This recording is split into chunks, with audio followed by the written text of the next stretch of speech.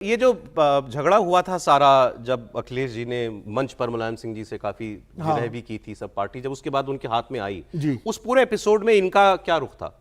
नहीं, ये तो मुलायम सिंह के साथ थे, मुलायम सिंह के साथ थे। और इनकी कोशिश ये थी, ईमानदार कोशिश ये थी कि अखिलेश और मुलायम सिंह के बीच में झगड़ा ना हो, मतलब पैचअप रहे।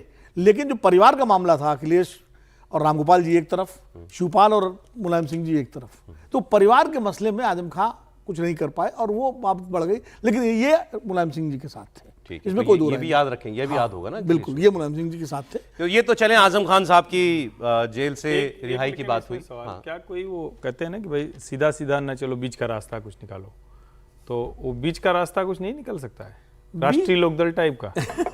नहीं मतलब ठीक है भाई, अब इधर नहीं जा सकते उधर नहीं जा सकते, एकदम क्लियर नहीं। राष्ट्रीय, अच्छा राष्ट्रीय लोकदल में वो आएंगे तो फिर राष्ट्रीय लोकदल यहाँ रहेगा जहाँ है? नहीं, उसमें क्या दिक्कत है भाई, बहुत से लोग रहे ऐसे। तो कैसी बात कर रहे थे पार्टी जी आप? कितने लोग रहे?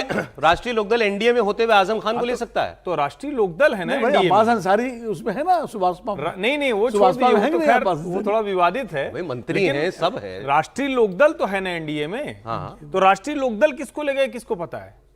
ये तो राष्ट्रीय लोकदल का फैसला है। ठीक है, राष्ट्रीय लोकदल का फैसला है, मतलब मैं पूछ रहा हूं क्योंकि राजनीति में कुछ न कुछ रास्ते निकाले जाते हैं, सीधे सीधे ना सही। वैसे मुझे लगता है कि बेस्ट ऑप्शन मायावती है, क्योंकि भाई अभी मायावती नए सिरे से तैयारी कर रही वहां भी, लेकिन नया नेतृत्व है मायावती का फैसला। देखिए मुझे ऐसा लगता है सर, मायावती वाला पता लग जाएगा 9 अक्टूबर को उनकी जो रैली है लखनऊ में जी, उस दिन अगर हो सकता है आजम खान अगर ज्वाइन नहीं करना होगा तब ज्वाइन कर लेंगे। मैं तो ये कह रहा हूं आजम खान साहब आज नहीं बोले, जल्द बोलेंगे।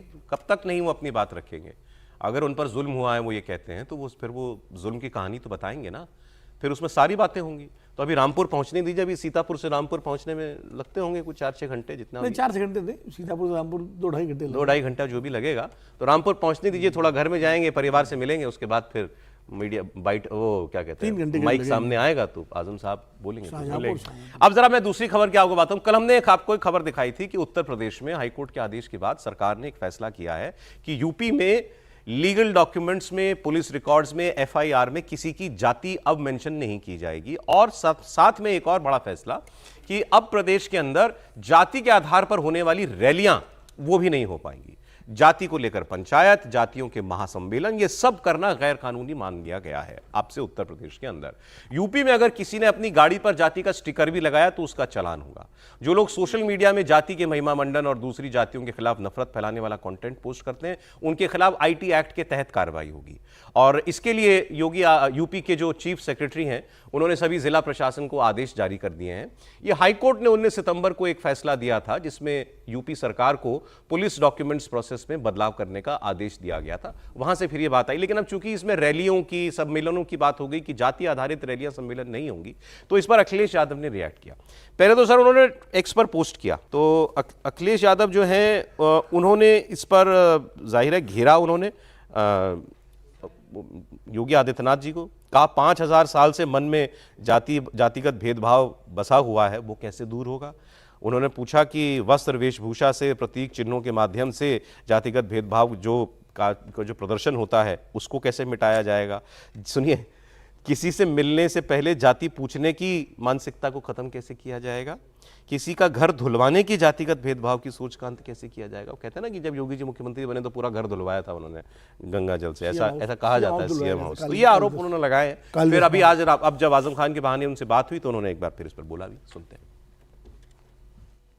जब स्वजाति लोगों को, वर्चस्ववादी लोगों को और ताकतवर लोगों को हर जगह बैठाया हुआ है, तो ये जो 5000 साल पुरानी बातें थीं उनको दूर कैसे करेंगे। बाबा साहब भीमराव अम्बेडकर जी को जाति की वजह से भेदभाव का सामना करना पड़ा। डॉक्टर राम मनोहर लोहिया जिंदगी भर इस बात को कहते रहे कि जाति तोड़ो, समाज की व्यवस्था बने, और जाति तोड़ने का काम हो।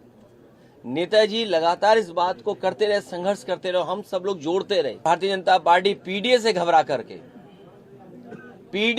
करके, हालांकि वो हाईकोर्ट का फैसला है, लेकिन मैं ये मानता हूं हमारा पहला इमोशनल, भावनात्मक रिश्ता अगर कोई है तो वो जाति है, वो कोई डिनाई नहीं कर सकता है। मुझे उम्मीद है कि भविष्य में कोर्ट इस बात को भी कहेगा कि जातियां कैसे खत्म हो, कोई हमें जाति का तो ये अखिलेश जी ने जो कहा भाई हमारा पहला भावनात्मक रिश्ता जाति से होता है, ये कैसे खत्म होगा? अच्छा, ये सवाल वो पॉलिटिक्स अपनी जगह पर, जातियों के सम्मेलन बंद हो जाएंगे? ब्राह्मण सम्मेलन, जाट सम्मेलन, राजपूत सम्मेलन, निषाद जी, अब संजय निषाद जी रैली करेंगे तो उसमें कौन आएगा? वहां निषाद नाम के पोस्टर नहीं लगेंगे? सुभाष राजभर जी जब करेंगे तो वहां राजभर नाम नहीं लिया जाएगा? देखिए, बड़ा कठिन है ये चक्री जो घूम रही है ना। तो हाईकोर्ट ने निर्णय दे दिया, लेकिन वो बीच में कहाँ फंस कर टूट के खत्म हो जाएगी इसका अनुमान लगा पाना। लेकिन आप, अखिलेश जी इतना बढ़िया बोलते हैं, आपने उस वहाँ से उठाया होता। उन्होंने कहा कि पहला भावनात्मक रिश्ता हमारा जाति से होता है। उनका पहला भावनात्मक रिश्ता जाति के बाहर हुआ, डिम्पल जी राजपूत है। ये मतलब समझना चाहिए थोड़ा सा। अखिलेश जी तंज अच्छा करते हैं, लेकिन काश कोई वहाँ पूछता कि आप तो राजपूत जाति की लड़की से आपने शादी की, विवाह किया, उसके बावजूद आप राजपूतों पर दिन रात टिप्पणी करते रहते हैं, जाति टिप्पणी करते हैं, वो राजपूत है, सब एक जाति के हो गए हैं, ऐसे करते हैं ना। कौन सा तरीका नहीं, वो राजपूतों पर टिप्पणी मानी जाएगी, या अगर किसी एक जाति का वर्चस्व कहीं दिख रहा है तो उस पर टिप्पणी मानी? नहीं, अब ऐसे तो क्या कोई यादव पर टिप्पणी करता? अखिलेश यादव की वजह से तो यादव पर टिप्पणी होती है, लेकिन मानी ही जाती है ना। ऐसा तो नहीं होता है ना भाई, टिप्पणी तो ऐसे ही होती है। लेकिन सवाल यह है कि इस जो उच्च न्यायालय का निर्णय आया, इसको देखा कैसे जाना चाहिए था? क्या राजनीतिक दल इसके लिए तैयार है? नहीं तैयार है। जातीय रैलियों को पीडीए रैलियां कह दिया जाएगा, जातीय रैलियों को किसी और के नाम पर कर दिया जाएगा। आप रोक कहां पाएंगे? किसान रैली कह देंगे, कुछ भी कह देंगे। नहीं, मैं तो मानता हूं अगर ये कानून है तो पीडीए आना चाहिए इसके अंदर। पिछड़े क्यों नहीं आएगा? जब आप पिछड़ा दलित कह रहे हैं तो फिर आप बात कर रहे हैं, जाति नहीं है, वही बात है। यहाँ से पकड़िए, वहां से पकड़िए। जैसे कहते हैं ट्विकिंग जो कहते हैं, जाति, अगर आप कुर्मी आप कहेंगे, काची कहेंगे, कुम्हार कहेंगे तो जाति आ जाती है। पिछड़ा फिर वो वर्ग हो जाता है। बात तो एक ही है सर। भाई अब बीजेपी कहती नहीं हम देश के प्रधानमंत्री ओबीसी हैं, तो जाति पे थोड़ी कहती है, वर्ग पे कहती है। सही सवाल है, इंप्लीमेंट कैसे होगा ये कानून? अब अनुप्रिया पटेल करेगी चुनाव प्रचार के समय क्या? अनुप्रिया पटेल तो मंत्री है इनके केंद्र में, उनके पति साहब तो वैसे ही कह चुके थे कि सीने पे गोली मारो, पीठ पे क्यों गोली मारना। वो तो करेंगे जाति का सम्मेलन, तो योगी जी क्या रुकवा लेंगे अनुप्रिया पटेल का सम्मेलन?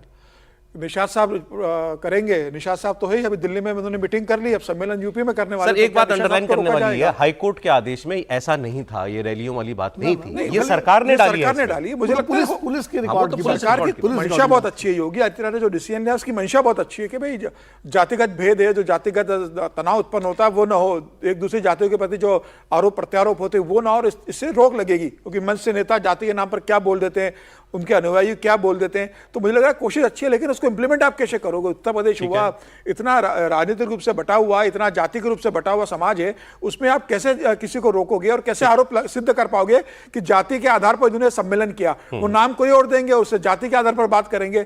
अब ये बड़ा मुश्किल होगा कि इसको कंट्रोल कैसे किया जाए। ब्रेक के बाद बात कर लेंगे सर, ब्रेक का टाइम हो गया। ब्रेक के बाद मैं आपको कुछ बहुत इंटरेस्टिंग खबरें बताऊंगा। मनीष तिवारी जो कांग्रेस पार्टी के सांसद हैं, उन्होंने अभी एक पोस्ट किया थोड़ी देर पहले, जो कह रही है, बीजेपी जो कह रही है कि ये इन्होंने राहुल गांधी के लिए किया है कि देश अब कोई एंटाइटलमेंट सहन नहीं करेगा। कौन है एंटाइटल्ड क्लास हमारे देश की?